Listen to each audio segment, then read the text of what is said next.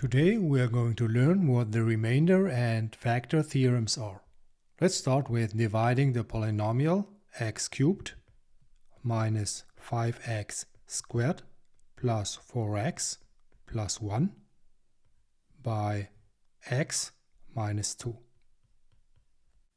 This will help us to understand the explanations of what the remainder and the factor theorems are. So let's divide this polynomial by x minus 2. Feel free to pause the video and try this on your own. This is a good exercise. X cubed divided by x is x squared.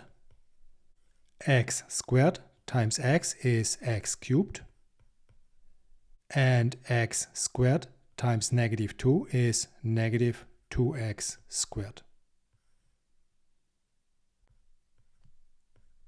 X cubed minus x cubed cancel each other out, and negative 5x squared plus 2x squared is negative 3x squared. Now we are going to bring down 4x and do the same process again. Negative 3x squared divided by x is negative 3x.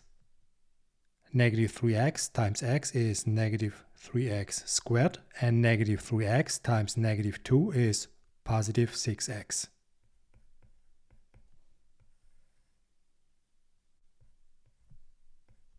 For x minus 6x is negative 2x. Bring down the 1. Negative 2x divided by x is negative 2. Negative 2 times x is negative 2x, and negative 2 times negative 2 is positive 4.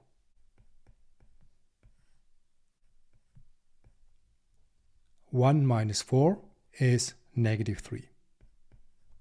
So x cubed minus 5x squared plus 4x plus 1 divided by x minus 2 equals x squared minus 3x minus 2 minus 3 over x minus 2. If you're unfamiliar with this, I highly recommend watching my video about polynomial division. Now, how can we write this in general for all polynomial divisions which have the same structure as this? We can write f of x divided by x minus c, c as in constant, equals q of x, q as in quotient, plus r as in remainder, divided by x minus c. Let's multiply this equation by x minus c on both sides to get rid of the fractions.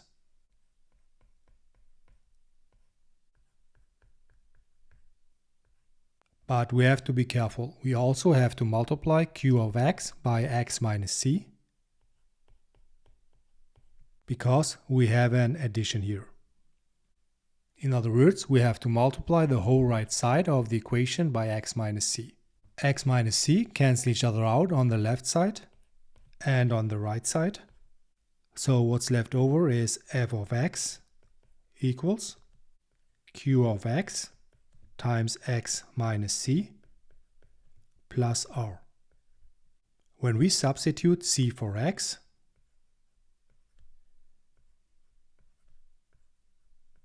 we get f of c equals q of c times c minus c plus r. c minus c is 0, and q of c times 0 is 0. So what's left over is f of c equals r. What does this mean? This means that when we plug in c,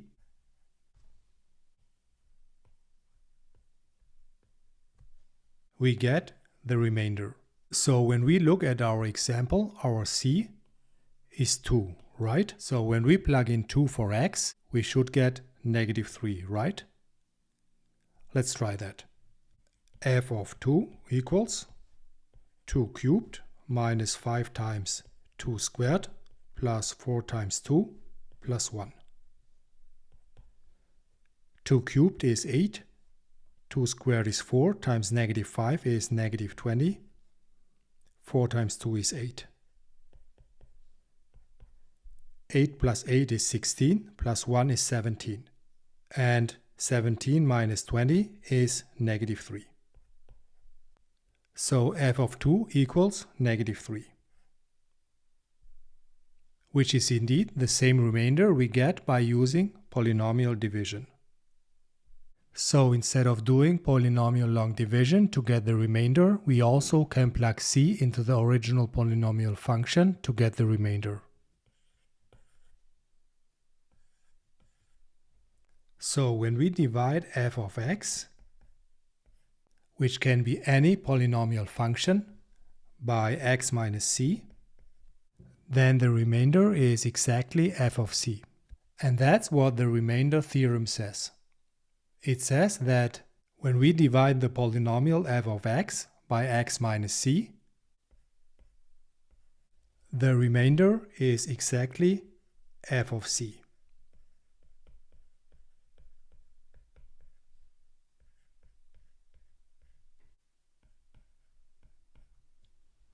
By the way, you can also find the remainder by using syntactic division. Sometimes it's easier and faster to use the knowledge of the remainder theorem and just plug c into the function to get the remainder. And sometimes it's easier and faster to do syntactic division to get the remainder.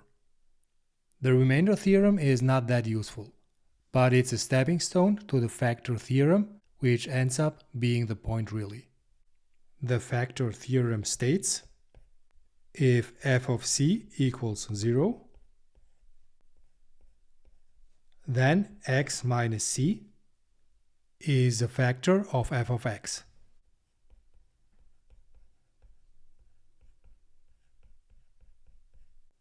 And if x minus c is a factor of f of x, then f of c equals 0. Let's do a quick recap.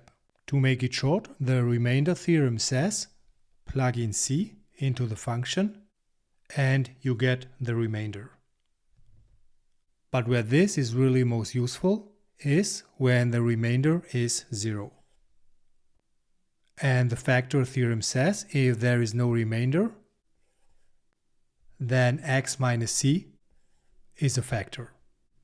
And if x minus c is a factor, then there is no remainder. In the next videos, we are going to do some examples on this for better understanding and for the sake of practice. So stay tuned.